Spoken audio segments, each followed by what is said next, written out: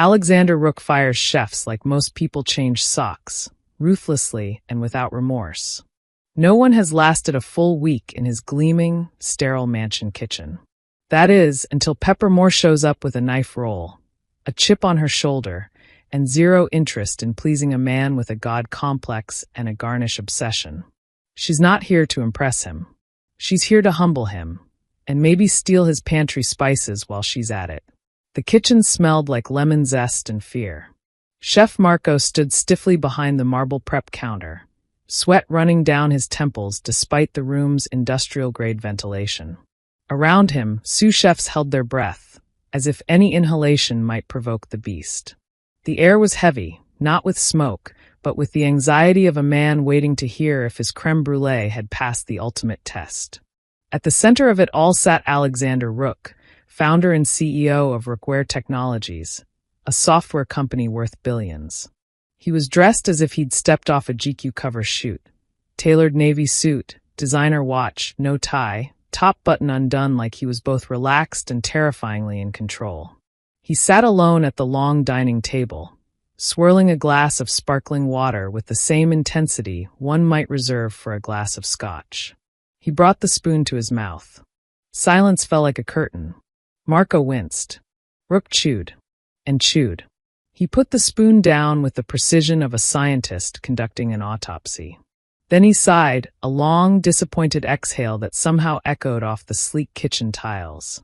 Marco braced himself. "Chef Marco," Rook said, his voice smooth as creme but cold as the other side of the pillow. "Are you aware that vanilla bean should be a whisper, not a megaphone?" Marco blinked. "Sir, I used precisely half a pod, Madagascar origin, just like you." "Then perhaps Madagascar has betrayed us both." Laughter would have been suicide. No one moved. Not even the basil plant on the windowsill. Rook stood and adjusted his cufflinks.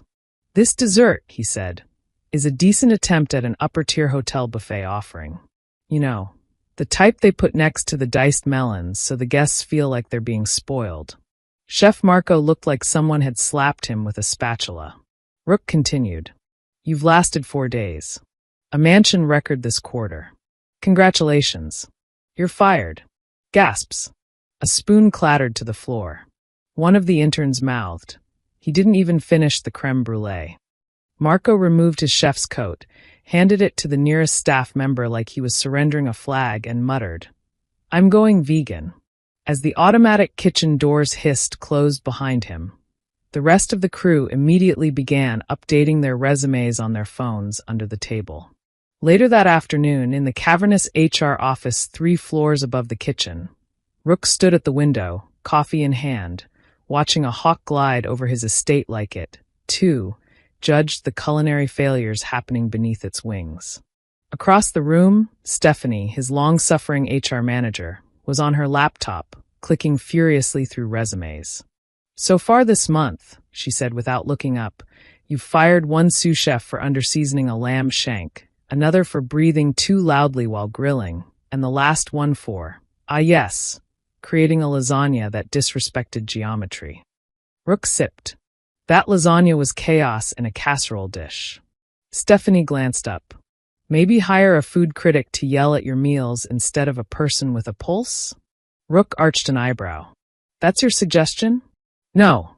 My suggestion is you take a vacation or a Xanax." He smirked. She stared. "Seriously, Alex. We're getting applications from culinary schools that haven't opened yet. That's how desperate we are." He turned from the window and headed for the door. "Send me the next resume." "Actually," she paused, scrolling. "One just came in. Local chef. No formal degree, but interesting reviews." Define interesting. She once told a Michelin inspector to get out of her kitchen unless he could make a better soufflé. The soufflé apparently was excellent. The inspector left. Rook paused mid-step. Stephanie grinned. "Name's Pepper Moore." He raised an eyebrow. "Pepper?" "Yep. Like the spice." Rook considered. "Fine. Bring her in. Let's see if the pepper's got any bite." Stephanie clicked schedule interview, already preparing the mansion's security team for the emotional fallout of what would no doubt be yet another culinary casualty. Back in the kitchen, the staff gathered in hushed tones. "They say Rook once fired a chef for serving gazpacho with too much chill," whispered Maya, the pastry intern.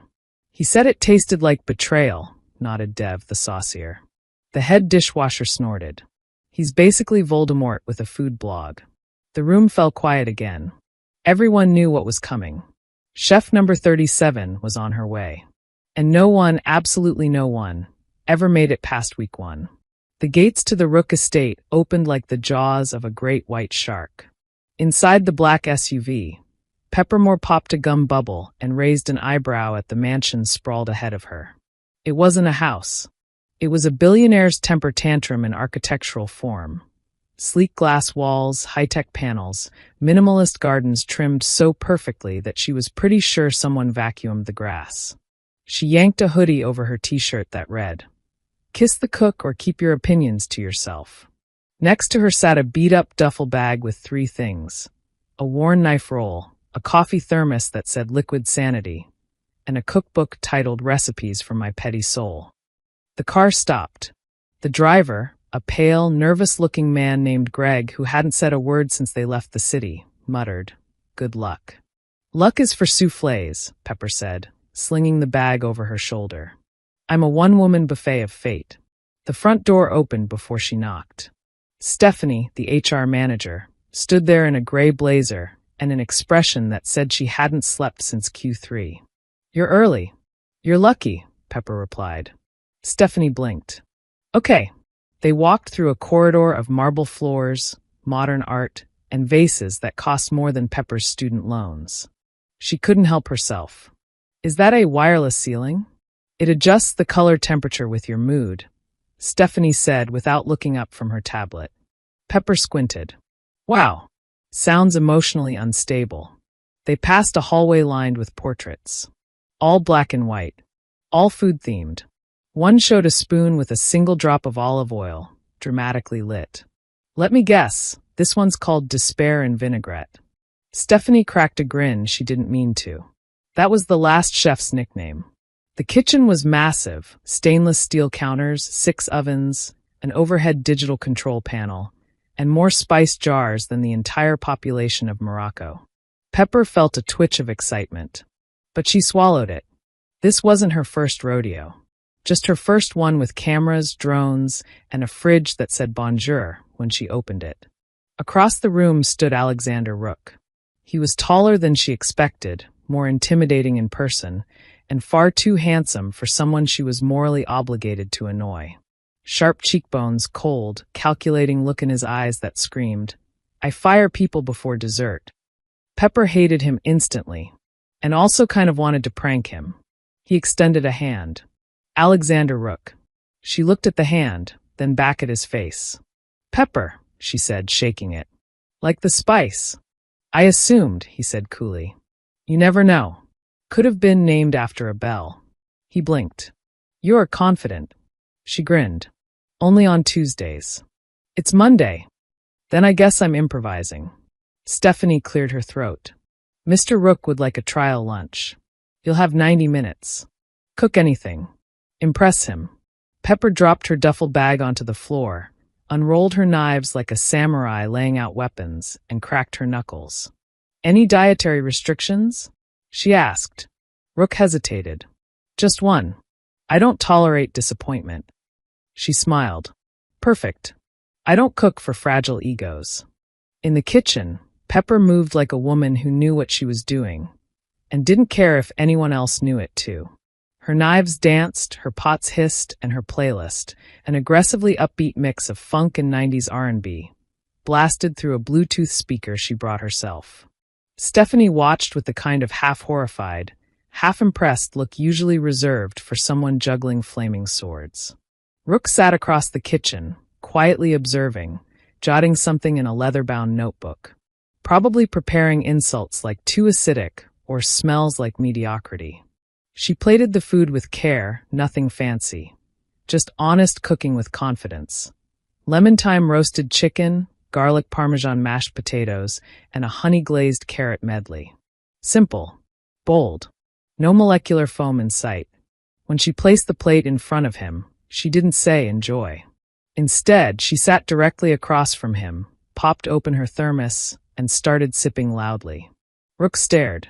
Pepper raised her brows. Well, this your villain origin story or what? He took a bite, chewed, swallowed, looked up, then paused. Pepper waited. He cleared his throat. The chicken is tender. Balanced acidity. Carrots could be thinner. The potatoes. Oh, I know, she cut in, waving a fork. Too much Parmesan. I did that on purpose. I wanted to offend your palate just enough to stop you from firing me immediately. His jaw clenched. I've read all about you, she continued. You hate noise while you eat. You have a personal vendetta against turmeric, and once fired someone for plating asparagus vertically. He frowned. They stacked it like Jenga. And you hate being surprised. Which is why I made exactly what you weren't expecting, basic food, seasoned like I mean it. Rook narrowed his eyes. So you're trying to manipulate me. Please. If I wanted to manipulate you, I'd have made risotto. Rich men always fall for risotto. There was a beat. Then he laughed. A real laugh. Not the sharp chuckle he gave when someone tripped over their words. A short, surprised laugh that caught even him off guard. Stephanie dropped her pen. Pepper smirked. There it is. The human behind the AI. Rook stared at her for a long second. I'll have HR send you the paperwork, he said. I don't sign contracts, she replied, standing. He blinked. Excuse me? I work on my own terms. No paper, no penalty. That way, when you inevitably decide my toast is too cocky, I can leave without a scene. Rook leaned back, intrigued. You think you'll outlast the others? Nope, Pepper said, slinging her bag over her shoulder. I think you've never met someone who cooks you instead of your food. And with that, she left. Stephanie turned to Rook. Should I cancel the next 3 interviews? He didn't answer. Instead, Alexander Rook looked at the half-empty plate in front of him. Then, for the first time in months, finished the entire meal. The next morning, Pepper arrived at the Rook estate with a banana in her mouth, a coffee in one hand, and a Bluetooth speaker in the other. The mansion's gate recognized her instantly, courtesy of Rook's facial recognition software, and buzzed her in with a tone that sounded more judgmental than welcoming. The mansion's AI chimed through the speakers as she walked in. Good morning, Ms. Moore. Mr. Rook is in the gym. Pepper raised an eyebrow. Tell him I'm in the kitchen, doing God's work. Noted. Inside the kitchen, she dropped her duffel bag onto the prep counter and took a slow spin, drinking in the space like it was a morning cocktail. I hope you're ready for chaos, babe, she whispered to the stove, patting it affectionately. She unpacked her knives like sacred relics, tied her apron, which read, I sharpen more than just knives, and grabbed a giant mixing bowl. Then, she turned the speaker on and cranked up Aretha Franklin's Respect at full blast. 10 minutes later, Rook appeared in the doorway, shirt damp from a workout, towel slung over his shoulder, an expression already sour. Pepper didn't miss a beat. Nice to see you, Mr. Fancy Pants, she called over the music. Your treadmill have trust issues, or do you just like running from commitment? Rook blinked, stepped into the kitchen, and lowered the volume with the overhead voice command. Alexa, reduce auditory assault to tolerable levels. Pepper turned the music off entirely. And just like that, the room gets sad, she muttered, scooping pancake batter into a skillet. You eat carbs, or is that a crime in CEO land? Rook watched her like she was a volcano preparing to erupt in sarcasm. I have a precise nutritional plan. Ah, she said, flipping the pancake dramatically. You're a kale guy. That explains a lot. By 9 a.m., the rest of the mansion staff had begun lurking suspiciously close to the kitchen under various pretenses. The security chief came to check the fire extinguisher. The gardener appeared with indoor plant placement questions. Even Stephanie wandered in, coffee in hand, pretending to need air. Why? Because everyone wanted to see round 2 of the Rook showdown. They were not disappointed. Pepper served breakfast on a round, rustic ceramic plate with a sprig of mint. Rook frowned at it like it had insulted his ancestors. This plate's too earthy, he said. I prefer geometric lines. Sleek. Minimalist. You're eating pancakes, Pepper replied, pointing at the plate. This is peak pancake aesthetic. What do you want, edible origami? You could have added more negative space. She leaned across the counter. It's breakfast, not a Scandinavian design project. He opened his mouth to respond. She slid a second plate his way. Perfectly minimalist, plated with OCD precision, drizzled with artful syrup lines like a Sugar Jackson Pollock. This one's for your Instagram, she said sweetly. The other one's for your soul. During lunch prep, Rook casually hovered nearby, offering unhelpful commentary. That risotto seems overstirred. Is that steak resting or giving up? Are you aware that parsley is overused? Pepper smiled serenely and dropped a full teaspoon of salt into a pot of soup. He gasped audibly. I call that move the feedback filter, she said. Each critique adds seasoning. It wasn't technically her fault. She had been flambeing bananas for dessert while also broiling a salmon and juggling a debate with Rook about how many microgreens is too many. The flames shot up. The kitchen alarm screamed. The sprinklers didn't go off. Rook had tech-enhanced, chef-friendly fire suppression that only activated when flames reached 2 feet. Still, chaos erupted. The cleaning staff rushed in with wet towels. Stephanie showed up with a fire extinguisher. Rook strode in like a man expecting arson. Pepper stood there, perfectly calm, holding a fireproof pan in one hand and a blowtorch in the other. False alarm, she said. Just setting dessert on fire. Intentionally, unlike your last 36 chefs. Rook looked around at the scattered staff, then back at her. And instead of rage, he let out an audible exhale. This is going to be an experience, he muttered, walking away. That night, in the servants' quarters, the mansion staff played poker with a new twist. Instead of betting chips, they bet days, as in how long Pepper would last. Stephanie guessed 9 days. The head of security bet on 6. She's pushing buttons like it's her cardio. The gardener, smitten, bet on infinity. True love might win this one. And Pepper? Pepper didn't bet. She just leaned back in her chair, licked a spoon from her peanut butter mousse, and said, Sweethearts, I'm not here to win. I'm here to cook circles around his ego. Meanwhile, upstairs in his private office, Alexander Rook reviewed the day's schedule, ignored 3 text messages from his board of directors, and opened a security feed recording of the kitchen. He watched her flick a spoonful of sauce into the trash while singing, Ain't No Mountain High Enough, and pirouetting in oven mitts. He shook his head. This one's dangerous, he murmured. Then, without realizing it, he smiled. The kitchen was unusually quiet. No music, no sassy comebacks, no sarcastic commentary about salad forks. Just the soft click-click of a paring knife slicing through a clove of garlic. Pepper stood alone at the prep station, her flame-colored hair tied back, her brow furrowed in focus. Tonight wasn't about performance. Tonight was personal. Alexander Rook had made a request, his first genuine one since she arrived. Make me something you'd cook for someone you love. Pepper had blinked at the message, reread it twice, and then checked to make sure she hadn't accidentally been messaged by a psychic hotline. Now, as dusk settled across the estate, the kitchen glowed gold with under-cabinet lighting. A single candle flickered at the edge of the dining counter, not for romance, but because Pepper claimed ambience made people chew slower. She was mid-based when Rook entered, his usual pristine self dulled only slightly by loosened buttons at his collar. You're early, she said, not looking up.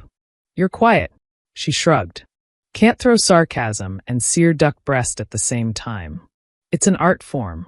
He took a seat at the long counter, watching her move. There was a rhythm to her tonight, less of the theatrical chaos and more.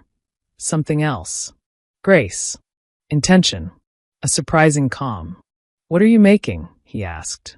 Pepper smirked, still not facing him. Guess. He sniffed the air. Is that orange zest? Star anise. Duck confit. Close. Orange glazed duck breast with charred scallion risotto and something that might be a demi-glace, or might be just me showing off.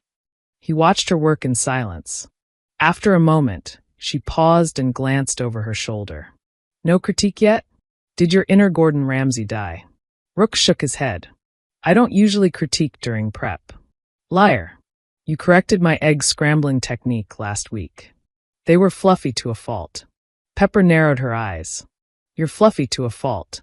That earned her the tiniest smile. She plated the meal with the care of someone who wanted to say 1,000 things without speaking. When she set the dish in front of him, she pulled up a stool and sat opposite. No monologue this time? He asked, twirling a fork. Pepper shrugged. I figured I'd let the food speak. Rook took a bite. Chewed. Swallowed. Closed his eyes. She waited. Finally, he said, This tastes like. He trailed off. Like what? She pressed. He looked at her. Like a memory.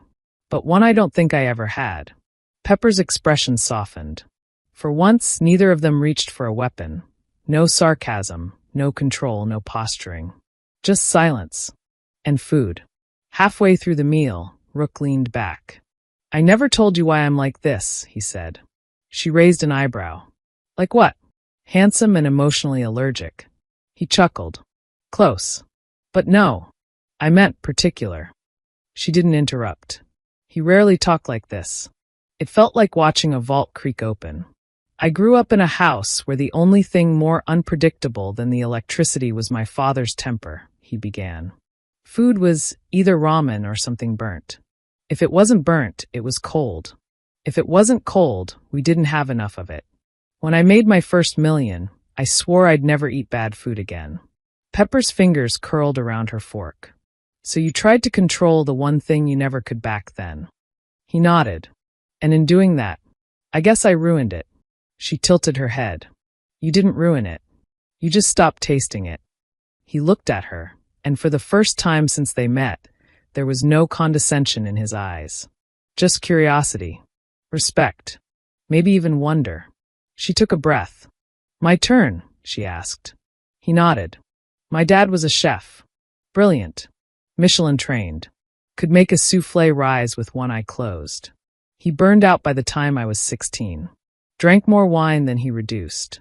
My mom couldn't boil water without causing a minor emergency. Rook smiled slightly. I cooked because no one else would. I got good at it because it was the only time the house didn't feel like a war zone. Now you make it feel like one in my house, Rook said dryly. Pepper raised her glass in salute. Balance. After dinner, they lingered. Rook poured wine. Pepper made him guess the origin of the grapes. If you say Napa one more time, I'm replacing your cellar with box wine. Then came the infamous soup debate. Rook swirled his wine. Soup is not a meal. It's a side character. Pepper put her feet up on the counter. Soup is a hug in a bowl. It's the friend who shows up when no one else does. Says the woman who used to throw out consommé if it had emotional issues. That consommé was cloudy. It had secrets. They laughed. Really laughed. And when it quieted again, there was a moment, a long, dangerous pause, where neither looked away. Then Rook said, too casually, You never signed the contract. Why? Pepper smirked. Because then I can't be fired. And you can't pretend you're not afraid of liking me. He blinked. Before he could respond, she stood up, stretched, and slid her now empty plate across the counter. I'll clean up, she said. If you admit the risotto was perfect. He stared at the plate. Then at her. I'll do the dishes, he said finally. She beamed. Oh my God. He does know how to grow. 10 minutes later, Rook broke a plate. Pepper, howling with laughter, fell onto the stool. You can code an AI that runs $1 billion company, she said between gasps. But you can't load a dishwasher? He looked down at the shards. It slipped. Sure it did, Mr. Fancy Pants. He looked up at her. I could get used to this. She met his eyes. Yeah, she said softly. Me too. The staff called it the fog. It crept into the Rook estate slowly, but undeniably. A thick, invisible haze of unspoken feelings, stolen glances, longer than necessary silences, and accidental touches between the chef and the CEO. Even the house AI developed sass about it. Mr. Rook, your heart rate elevates by 12% when Ms. Moore enters the room. Shall I dim the lights? It started small. Rook began lingering in the kitchen longer than usual. At first, it was under the guise of overseeing quality. Then it became checking spice inventory. Eventually, it just became him sitting at the counter reading a book he never turned a single page of. Pepper noticed. Of course she did. She wasn't blind, just stubborn. She also started cooking more comfort food, with absolutely no logical explanation. Mac and cheese with truffle oil. Grilled cheese, so cheesy it's illegal in 5 states. Sticky toffee pudding that made the security chief cry. Don't look at me, I'm just tired. They didn't talk about it. But the tension? Oh, it spoke volumes. Rook had a formal charity gala downtown. Fancy. Lavish. Important. Stephanie, you need a date. Or you'll look like a cardboard billionaire again. Rook, I'll go alone. Stephanie, you've worn the same shade of blue every Tuesday for 6 months. Rook, it's a classic navy. Stephanie, it's sad. He turned to Pepper during dinner that night and said, "Want to come to a gala?" She wiped mashed potatoes off her chin and looked at him. "You're asking me to dress up and smile at rich people? You don't have to smile. You just have to show up and not throw bread rolls." Counteroffer. I throw 1 roll if someone calls me spunky. He tried not to smile. Fine. The night of the gala, the kitchen was still. Absent of flame and flour, it felt eerily calm. Rook waited by the door in a black tuxedo, tie slightly askew, adjusting his cufflinks like he didn't care, but he absolutely did. The elevator chimed. Pepper stepped out, and Rook's mouth went dry. She wore a deep emerald gown with a slit-up one leg that could start wars. Her red hair was swept up into a messy but deliberate bun. Her earrings sparkled like sarcasm. "You clean up okay," she said. He blinked. "You look edible." "Easy, tiger. 1 bread roll and I'm gone." The gala was full of fake laughs and tiny hors d'oeuvres that looked like modern art having an existential crisis. Pepper tried not to stab anyone with a cocktail sword. Rook introduced her as my personal chef, which somehow felt like code for person I trust with my life but can't admit I have feelings for. She was halfway through her 2nd flute of champagne when a woman with Botox cheekbones cornered her. "You're his chef," the woman purred. "Yes." How avant-garde of him. Pepper tilted her head. "I know. I almost wore a toque, but I didn't want to outshine your forehead." The woman blinked. Rook choked on his drink. During the toast, Rook took the mic. "Tonight," he said, voice calm and measured, "we celebrate innovation, resilience, and surprise." His eyes flicked to Pepper. Sometimes the most brilliant things in life don't come from plans or algorithms. Sometimes they come from people who set fire to your kitchen and still somehow make you better. The crowd laughed. Pepper didn't, because she knew what he meant. Later, in the limo ride back, silence settled. Not awkward silence, charged silence. "I didn't thank you," Rook said quietly. "For what?" "For putting up with me. For cooking through my insanity.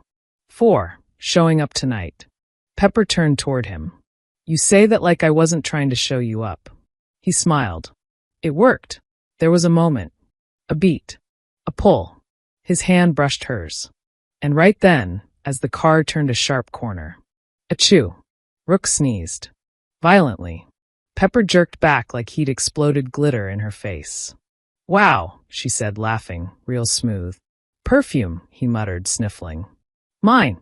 "No." The lady with the forehead. She left a trail of Chanel in the air. "See? That's karma." They both laughed, but the moment was gone. The almost kiss had sneezed itself into oblivion. Back at the mansion, Pepper walked ahead, barefoot now, heels in hand. Rook followed behind, jacket slung over his shoulder. At the door to her quarters, she turned. "Well, good night, Mr. Fancy Pants." He hesitated. "Good night, Pepper." But neither moved. She arched a brow. "You going to stand there until your software updates?" He smiled. "Just trying to remember this moment before I ruin it." And with that, he turned and left. Upstairs in his room, Rook tossed his jacket on a chair and opened his laptop. His inbox had 97 unread emails. He ignored them all. Instead, he opened a blank document and typed 1 sentence. I think I'm falling in love with the one person I can't control. He stared at it, then deleted it, and made a note to double-check the fire extinguisher in the kitchen tomorrow. The next morning, Pepper made toast. She didn't make toast often. It felt too easy, too obvious. But that day, something inside her said, burn it. Not too much. Just enough to send a message. It was a passive-aggressive move. And Pepper was fluent in passive-aggressive. The reason? Alexander Rook had been dodging her. 2 days had passed since the almost kiss and unfortunate sneeze. Since then, he hadn't lingered in the kitchen. He hadn't texted. He hadn't complained about her seasoning, her plating, or her overuse of charm. He'd gone cold. Glacier cold. The kind of cold that meant something was breaking. And not just the toast. Stephanie noticed first. You two fight? She asked, biting into a protein bar. No, Pepper replied flatly. Stephanie arched an eyebrow. Then why did you serve him toast that tastes like an existential crisis? Pepper snapped off a piece herself. Because I'm not petty. Stephanie stared. Pepper relented. Okay, I'm a little petty. But he started it. Upstairs in his office, Alexander sat behind his glass desk, looking like a man pretending he didn't just mess up the only real connection he'd had in a decade. He hadn't been avoiding her. He was panicking. Since the gala, his brain had been running simulations. If I fall for her, she leaves heartbreak. If I don't fall for her, I stay in control, lonely CEO forever. He hadn't even finished her duck risotto leftovers. That alone was a national crisis. His assistant pinged him. Do you want your usual lunch? He stared at the screen, then typed, Tell Pepper I'll eat in my office. 3 seconds later, the screen pinged back. She says you can eat your emotions with a side of your own cold soup. He sighed. Then, quietly, I miss her. Later that day, Rook did something monumentally stupid. He critiqued Pepper's food publicly. At a private board dinner in his home. In front of 12 executives. While she was in earshot, he said, The dessert's a bit overworked. The citrus is trying too hard to be important. It was lemon tart. Her lemon tart. The same recipe she only made when she liked someone. From across the room, her head snapped toward him. Her expression? Calm. Too calm. She walked out without a word. Rook continued the dinner, but the flavor in his mouth tasted like regret and lemon-scented disaster. The next morning, Pepper didn't come to the kitchen. She didn't come at all. The house was eerily quiet. The AI didn't even announce her presence. Her speaker was gone. Her knives gone. Her cutting board that said "Slice to meet you." Gone. Rook stood in the kitchen and stared at the empty space where she used to dance around the island while singing about onions and emotional repression. He did the only thing a desperate man could do. He tried to cook. It was catastrophic. He cracked the eggs wrong. Burned bacon. Set off the fire alarm trying to toast bread. His own AI said, Sir, this is culinary suicide. Please step away from the stove. He dropped the pan and sat on the floor, covered in flour and shame. Meanwhile, downtown, Pepper's food truck Control Plus Eat Plus Delete had its grand opening. The menu?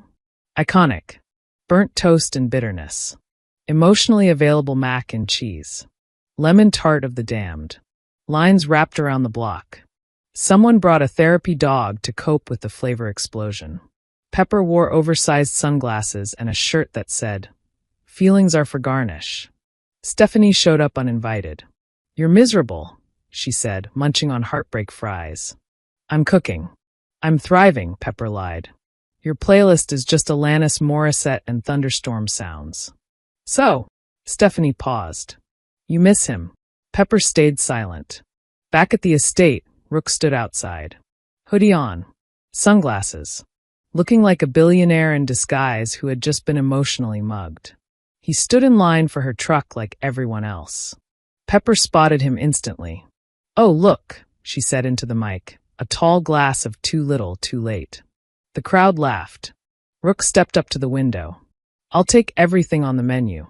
Pepper raised an eyebrow. You can't digest sincerity. He met her eyes. I'm sorry, he said quietly. For what? For being a coward. For hiding. for critiquing your lemon tart like a robot with trust issues. Someone behind him whispered, "Damn. That's real." He continued, "You scared me. Not because you challenged me. I'm used to that. But because you made me feel like I didn't have to be perfect. And that made me forget how to act." Pepper studied him, then handed him a to-go box. It said, "Dessert, redemption souffle." "You still might burn it," she warned. He smiled. "Then maybe you should come back and supervise." That night, back in the mansion, Pepper walked into the kitchen to find fresh flowers in her prep area. The note read, "You were never the one who needed fixing. I was just waiting for someone to knock down the walls. You came with a blowtorch." She folded the note and put it in her knife roll. Then she made pancakes, with no negative space. The mansion kitchen was loud again.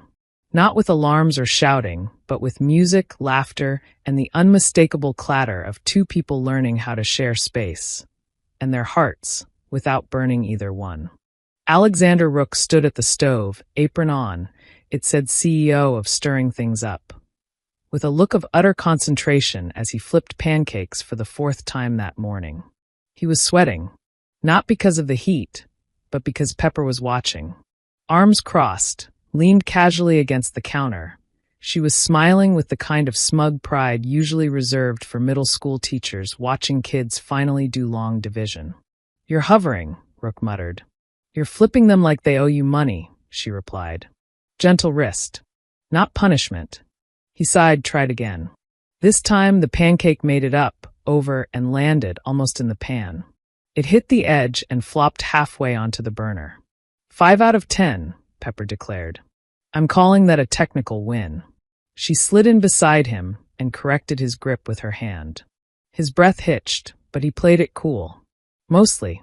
You know," she said, leaning into him, "you could have just hired a cooking tutor instead of falling in love with your chef." He smirked. "I tried that. She roasted me with a side of rosemary and pride." "Sounds smart." "She's terrifying." "She sounds amazing." "She is." They shared a look. The kind of look that wasn't about food or power or proving who was right. It was a look that said, "We did it. We survived each other." 2 weeks later, Pepper threw a party in the mansion kitchen. No official invites. Just food, music, and a homemade banner that said, "We're not engaged." Yet, the guest list was chaotic. Stephanie wore a pantsuit and cried during the bread course. The security chief gave them pepper spray as a wedding gift, just in case you fight again. Greg, the driver, brought an off-key karaoke machine and rapped "Lose Yourself" over risotto. Half of Pepper's food truck line from that fateful night. Rook stood in the center of it all, holding a plate of sliders and a look of complete disbelief. "I used to host AI investor summits in this room," he said aloud. "Now we're serving people mini tacos off cutting boards shaped like pigs," Pepper replied proudly. "And you're dancing with the pastry in turn." Maya spun and dipped Pepper. "You snooze, you lose, CEO." Near the end of the night, someone, maybe Stephanie, maybe the AI, no one knows, dimmed the lights and put on a slow song. The crowd started chanting. "Speech. Speech. Vows. Vows." Pepper groaned. "You people are relentless." Rook stood, took her hand, and pulled her onto the counter like it was a stage. "Fine," he said, raising his glass. "You want vows?" The crowd roared. He looked at her. "Pepper Moore, from the moment you insulted my lasagna theory, I knew you were dangerous. You've set fire to my kitchen, insulted my plating, and invaded my entire life with the grace of a meteor strike." Laughter. He continued, voice softening. "But you also made me human again. You made me laugh when I was a machine. You made me taste food, real food, not just perfect bites. You made me feel things I was too scared to name. And if I have to eat burnt toast every morning for the rest of my life, as long as it's made by you, I'll call that heaven." The crowd sighed like whipped cream settling on pie. Then everyone turned to Pepper. She cleared her throat dramatically. "I promise to never go keto again. Ever." Cheers erupted. "I promise to fight with you about seasoning ratios until we're both old and deaf. I promise to wake you up with pancakes when you're sad and to mock your cooking failures without mercy. But mostly, I promise to love you, in and out of the kitchen, even when you forget to salt the pasta water. Gasps. That was one time, Rook muttered. Unforgivable, she teased. Then she leaned in and kissed him, fast, bold, like she meant it. Because she did. Later, after the guests were gone and the AI was finally silenced with a bottle of wine poured over its voice module, a prank by the security chief. Pepper and Rook sat on the kitchen floor surrounded by empty dessert trays and laughter crumbs. She rested her head on his shoulder. Think we'll ruin this? She asked quietly. Almost certainly, he replied. She snorted. But then we'll fix it, he added. We'll burn it, clean it up, and cook something new. Again and again. Until we get it right. She nodded. Because that's how the best recipes are made, she whispered. Trial. Error. Chaos. Love. Rook took her hand and squeezed. Exactly. And so, in a house that once tasted only of fear and perfection, there was finally flavor. Real flavor.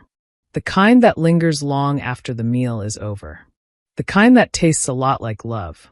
And just a hint of burnt toast. We have come to the end of the story.